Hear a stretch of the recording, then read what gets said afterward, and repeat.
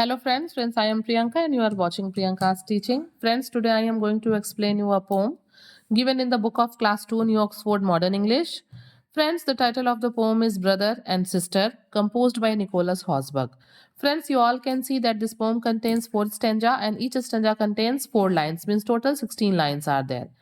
If I will talk about rhyming scheme, the rhyming scheme of the poem is A, B, A, B because bazaar rhymes with star, toy with boy, white with replied, and rage with cage. According to this, the rhyming scheme is AB, AB. Friends, the speaker of this poem is a woman, Nicholas Hosberg, who is looking back on her childhood and her relationship with her older brother. ठीक है, इस pome में हम brother और sister के बारे में पढ़ेंगे कि जब वो एक बार बाजार में जाते हैं तो क्या होता है उनके साथ, ठीक है। और ऐसा सिर्फ उन्हीं के साथ नहीं होता बल्कि हर भाई बहन के साथ ऐसा होता है, ठीक है। Now I am going to explain you the poem stanza wise, so please stay connected.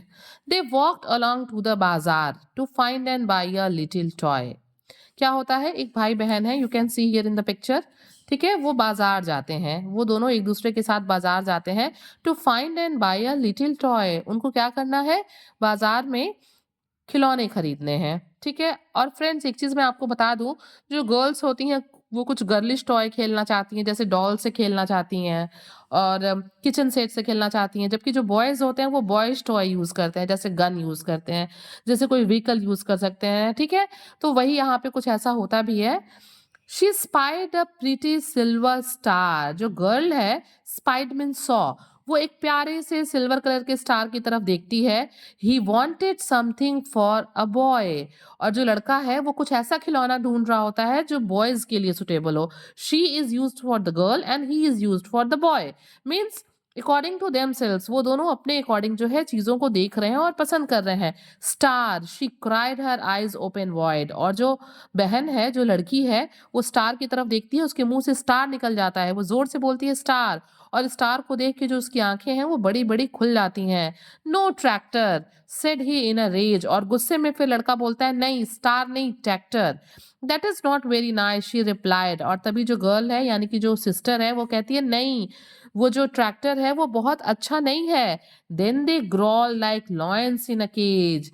Friends क्या होता है, उसके बाद वो दोनों एक दूसरे से लड़ बैठते हैं, कह सकते हैं गुर्रा बैठते हैं, बिल्कुल वैसे ही नाराज होते हैं जैसे कि एक केज में लॉयन एंग्री होता है, वैसे ही वो दोनों एक दूसरे के ऊपर नाराज होते हैं। Come on the third stanza, she glad at him a cold hard look. और फिर क्या है, जो बहन है एक ग्लैड, एक एंगर वाला, एक घूरने वाला उसकी तरफ लुक देती है, एक बहुत ही हार्ड लुक देती है अपने भाई को।